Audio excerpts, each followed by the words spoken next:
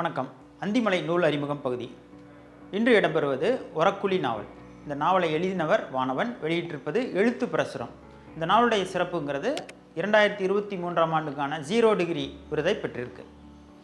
பரபரப்பான சென்னை மாதிரியான நகரங்கள்லேருந்து விடுபட்டு எப்போடா ஒரு இளைப்பாறுவோம் அப்படின்னு நினைக்கிறவங்க ஏகப்பட்ட பேர். அப்படியான ஒருத்தர் தான் இந்த நாவலினுடைய நாயகன்.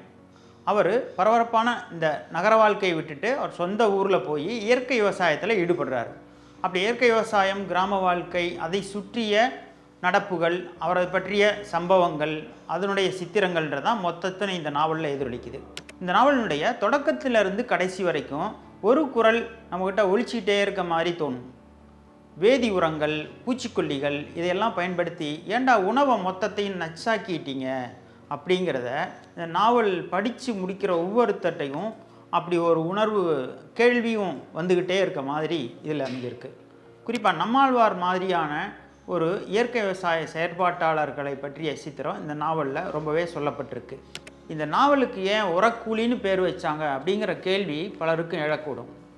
விவசாயம் தெரிஞ்சவங்க, கிராமப்புறத்தில் இருக்கிறவங்களுக்கு உரக்கூலிங்கிறது பெரிய அரிய விஷயமாக இருக்காது. ஆனால் நகரத்தில் இருக்கவங்களுக்கு இது ஒரு புதுமையான பெயராக கூட இருக்கும்.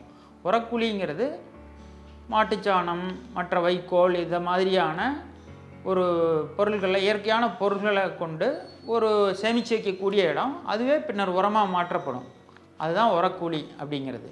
இதோடு இல்லாமல் அந்த நாவலுக்கு உள்ளார கொளிஞ்சின்ற ஒரு குழுவுக்கு ஒரு பேரை வச்சுருப்பார். இந்த மாதிரி அதனுடைய சொற்கள், நாவல் இடம்பெறுக்கிற சொற்கள் கூட பார்த்திங்கன்னா அந்த கிராமத்து வாழ்க்கையையும் இயற்கை விவசாயத்தையும் இயல்பாக அதில் அப்படியே அமைஞ்சிட்டு போகிற மாதிரி வச்சுருக்காரு. அந்த கொளிஞ்சிங்கிறது நெல் நாற்று நடுறதுக்கு முன்னாடி அந்த வயல்களில் பரம்படிக்கும் போது பரம்படிக்கிறதுக்கு முன்னாடி போடப்படுற தாவரங்களில் ஒரு கொளிஞ்சிங்கிறது ஒரு பூண்டு வகையான ஒரு தாவரம்.